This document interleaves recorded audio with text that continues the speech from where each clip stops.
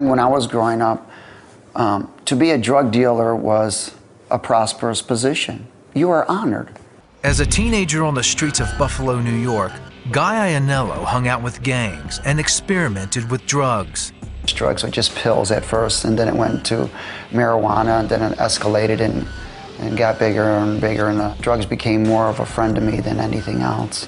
Guy joined the Navy in 1972. Instead of straightening up, he fell even deeper into the world of drugs. At that period of time, I got into drugs very heavily, especially in the military. In fact, I got involved in a group of individuals, civilian and military individuals, that were involved in the drug world, and it really escalated my drug abuse to where at one time I was shot at and almost killed. When he left the military, Guy became a full-time drug dealer. But he was arrested in the biggest cocaine bust Western New York had ever seen. So at the age of around 20, 21, I was sentenced to prison for life. After serving only a year and a half of his life sentence, Guy was paroled. He married an old acquaintance, Kate. He started a limo service and several other businesses, most of which he used to traffic drugs. Guy made a lot of money, but there was a price. It was always the fear, always having to turn around, always having to look behind you to know, always being concerned whether phones were tapped, always wondering if you were going to get shot and killed during a drug deal. Along with Guy's paranoia came an increasing addiction to drugs. Soon it was more than Kate could stand, so she left. Eventually, drugs cost Guy everything he ever had and more. All the money I had, I went through. I was actually in my own home that was in foreclosure with no running water, no electricity, no money, taking showers outside of hoses, and eating where I could eat, and taking sneakers out of garbage cans. I had no life. My only exit was death.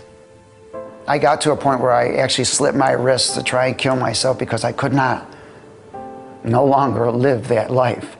I wanted to stop using it, and I couldn't. No matter what I tried, programs or anything, I couldn't stop.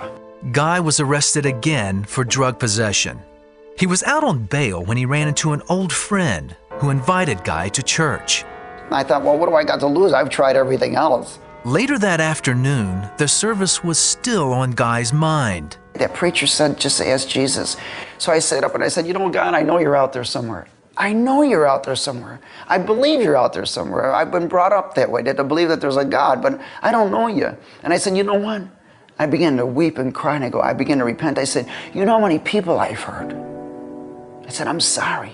How many families are destroyed? How many people I killed by selling them drugs or causing money to go into a place where somebody was murdered or whatever. And it just began to affect me terribly, and I began to weep and cry, and I said, I'm sorry for everything I've ever done. And I said, Jesus, please take this life over and come into this heart, take me. All of a sudden this love started filling me, and it was overwhelming me, and I began to discern or compare that this love was everything I've been looking for through drugs, alcohol, women, power, money.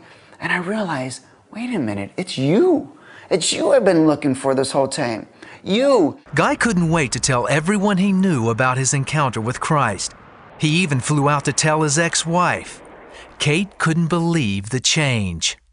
I saw the same person in human form, but he was entirely different in every other way. He was just so alive. I saw what born again really meant. The change Kate saw in Guy prompted her to make her own decision to accept Christ.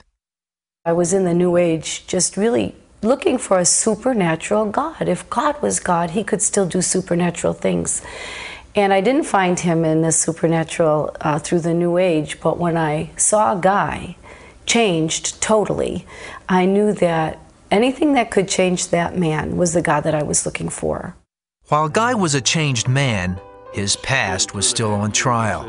When he went back to court, they ignored my life sentence. And here I had a mandatory minimum 4 years to do. I walked out of the courtroom with probation and no longer went to prison. Within 2 months, Guy and Kate remarried.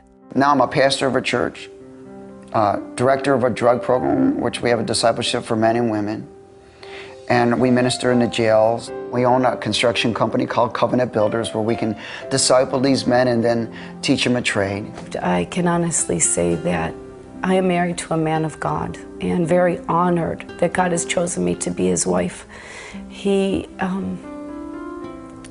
is of the highest integrity of any man I know. He's honest, he's faithful. He cares selflessly about others.